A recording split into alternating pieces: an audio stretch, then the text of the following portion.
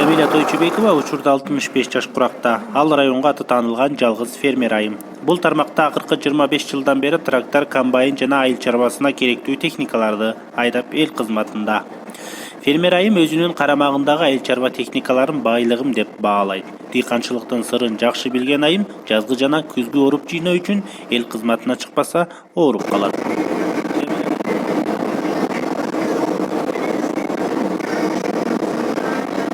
Комбайн айдаганда коркпойсузбу? Жок, коркпойм, кайра сыйынып буга да эрк керек экен да.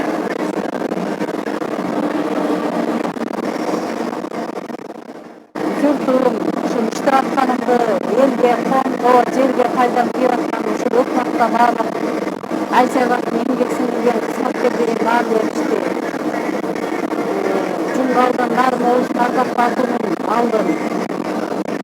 Мамлекеттик грамоталарым бар.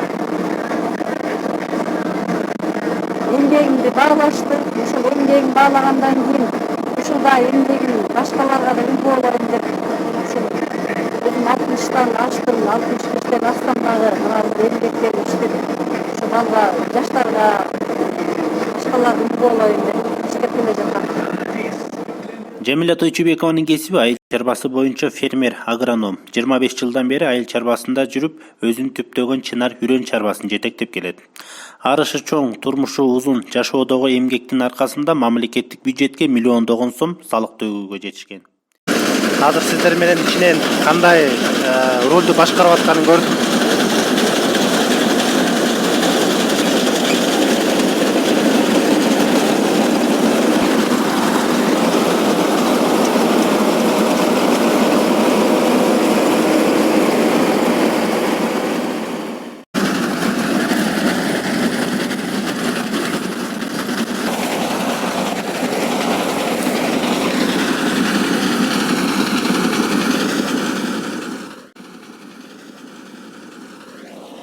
Фермер айым алыкпаган эмгектин айынан көрө албастык ичи тар адамдардын бут тосуусуна көп кабылган. Башынан көптөгөн кыйынчылыктарды өткөргөнүнө карабай, бул тармакты өркүндөтүп көптөгөн сыйлыктарды, наамдарды алып келет.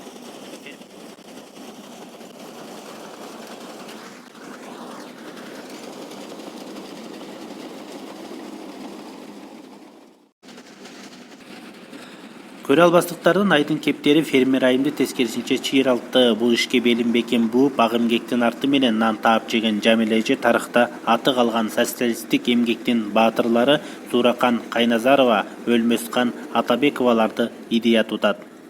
Менин да артымда жакшы кеп, жакшы тилек ак эмгектин жана узак тарых калсын деген ой максатта эл кызматында. Түшүгү оор, араба тартуу кыйын турмушта эл үчүн кызмат кылып, элдин жердин жүзүн агартып, эркек кишинин ишин колго алган Жамила эжебизге ийгилик каалайлы.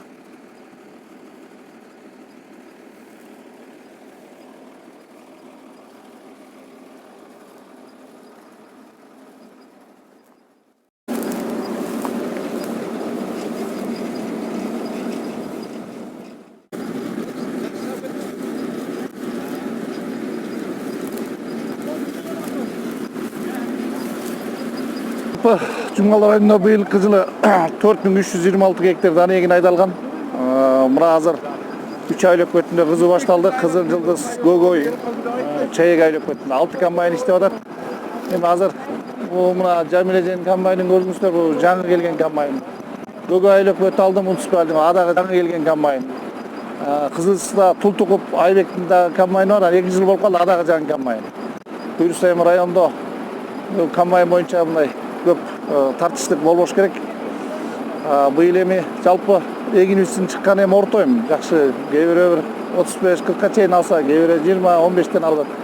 Эми ар бир дыйкандардын өзүнүн айдап сепкенден көп зависит эткен. Кээ бирөө арык жерин жылыга эле айдай берсе, андан эгин жакшы түшүн бербейт. Анан дыйкандар түшүнүп калды негизи, кандай жерди айдап, кандай жерди себишти.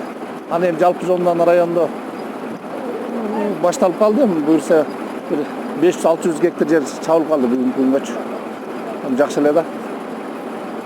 Анан баалары кандай болуп атат ошо комбайндын акылары? Май канча кетет 1 гектар жерден? Эми мына жаңы комбайн эже 20 литрден куюп атат 1 гектарга. 1400-1500'den alıp çağıdat. Eski kombaynlar bolsa, Soyuz mağında kombaynlar 25 yılga çukullap kalan kombaynlar 23 litreden kuyup çatar. Bırak akçası şundayla. 1400-1500'den alıp çatar. Жалпы районда 8,5-9 мың гектар көп жылдық чөп бар да. Анан быйыл негизи районго жаз кеч келди. Суу тартыш болуп, биринчи абыз начарыраак болгонуна байланыштуу чөптүн баазы быйыл 150 сом, 130 сомдон бар, 140 сомдон бар. Эң эмеси кымбаты 150 сомдон болуп атат. Ордунан тартып кетсе. Андан тышкы эмне көйгөйлөр бар айыл чарба? Айыл чарбасы боюнча Жумал районунда мына ирригация боюнча чоң-чоң 3 объекти жумушка кирди. Баш куганды БСР быйыл мына иштеп баштады. Байзак айыл өкмөтүнүн орто куганында головной 27 миллионго салынып атат. Кызыл Кызылда Кара Дөбөдө дагы салынып атат 56 миллионго. Андан тышкары эң чоң уникальный бул БДР салынып атат Таштөбөгө. Бuna былтыркы жылга 5 миллион бөлүнгөн проектисине. Быйыл тендер болуп атат, эмдиги жылдан баштап курулуп баштайт. Ал суу сактагыч. Ал Алтай айыл өкмөтүн камсыз кылат суу менен. Бул өтө чоң проекти, анан өтө чоң Жумгал эл үчүн жакшы нерсе болгондуктан да Алтай айыл өкмөтүн суу менен камсыз кылат. Жамиле эжеге рахмат. Ушу 2-3-4-5-6 жылдан бери ушу 5-6 жыл жүз болуп калды, ушу бизге келип жардам берип кетип атат. Ушу бизде мисалы биздин айыл өкмөттө мындай жаңы комбайн жок. Ушу Жамиле эжеге сыймыктансак болот. Жамиле эже менен райондун эли эркек кылбаган ишти кылып атат. Ушу комбайн алып келип мына жаңы комбайн менен таза чаап берет, жакшы чаап берет. Ушу эгин жыйнап рахмат ушу Жамиле эжеге. Ушу Жамиле эже азыр кайсы башка айыл өкмөттөн келип бияка кызмат кылып атат, Эпкин айыл өкмөтүнөн келип атат. Эпкин айылынан келип ушу бизге жардам берип кетет. Жылда келет ушу биздин эгин орукта ушу основной эле бизде ушу комбайндан кыйналабыз. Сиз таң калган жоксузбу ушу аял киши комбайн башкарып атканынан? Таң калыштуу эле бизде жок да, мындай көргөн эмеспиз. Угуп жүрчүбүз. 5-6 жыл келип жардам берип атат бизге. Рахмат. Жакшы. Азыр канча гектар жерде буудайыңыз бар? Бул 2 гектар жер чаптырып атабыз азыр. Көргөзүп бересизби ошо кандай буюрса жакшы эле быйыл кичине суудан да тартыш болдук. Бирок эгин начар болгон жок. Эгин жакшы эле. Бул эме эле биз местный эле интенсивный буудай, кызыл буудай. Ушу быйыл ошо жылдын эмесине жараша болуп, кичине суудан тартыш болуп атабыз. Анан бирок ага деле болбой, эгинибиз жакшы, шүгүр жакшы эле болду буюрса. Начар жок. Былтыркы жылы да эккенсиздер. Былтыр да эккенбиз. Канча алдыңыздар эле ушу гектар жерде? Канча жер ушул жерде? Бул 2 гектар эмеден 35тен айланып атат. Буюрса жакшы. Быйыл экинчи жыл айдалып атат. Чөп аралаш септик, ушу чөбү да жакшы чыкты. Буюрса жакшы эле. Өзүңүздөр үчүн эле колдонгонго. Өзүбүз эле колдонгонго эле бул. Мал салга беребиз. Ун тартабыз өзүбүз ун жегенге.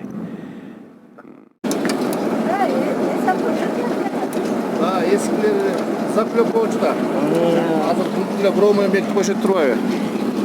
Мурун ар бир эмен заклепка менен кадачыда. Анан мурункуларым бар могу бирден эле болчуда. Жүрүп кете берчү, бачымчы. Булар двойной да. О таза алып атканы могу кетпегенге ошондон